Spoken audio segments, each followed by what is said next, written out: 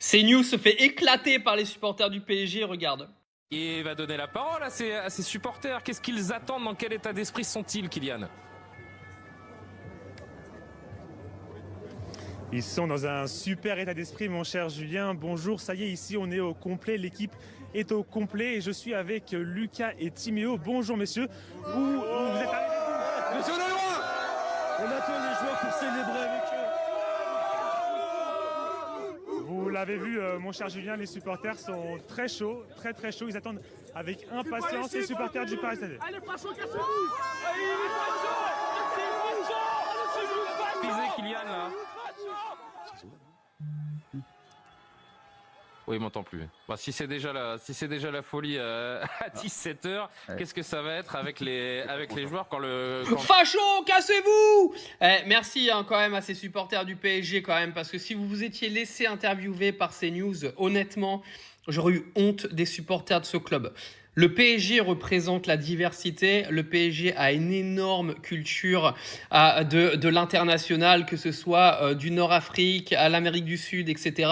Et il est hors de question qu'une chaîne comme CNews vienne récupérer la victoire du Paris Saint-Germain, qui est au passage aujourd'hui détenu par un État qui est insulté par CNews toute l'année. Il est hors de question que CNews fasse 1 euro sur la gueule du PSG. Merci à ces supporters du PSG parce que honnêtement, là, il a été obligé de couper son micro, il a eu l'air con, puis je pense qu'il a dû bien se faire insulter derrière, c'est tout ce qu'il mérite de toute façon. Ça s'appelle quoi, le karma, ça? C'est très bien comme ça. En plus, le paradoxe, c'est qu'il interviewe quand même Benjamin et Timéo. C'est quand même drôle avec un micro de CNews que le mec vienne interviewer Benjamin et Timéo. Alors quand même, un paquet d'Arabes qui supportent le Paris Saint-Germain. Tu crois pas que CNews, ils auraient pu en trouver un? Vous allez pas me dire que c'est pas fait exprès, les gars, quand même.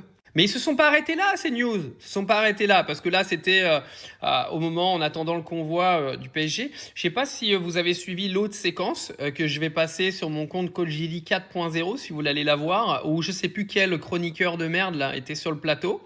Et il est quand même venu sortir que, je sais plus ce qu'il disait exactement, que Macron, en ayant dit champion mon frère, qui est une phrase qu'avait sorti Lucas à l'époque où il était au Paris Saint-Germain avec Marquinhos, était dire que le fait que Macron dise champion mon frère, ça fait la publicité des frères musulmans ou de je sais plus quel truc là.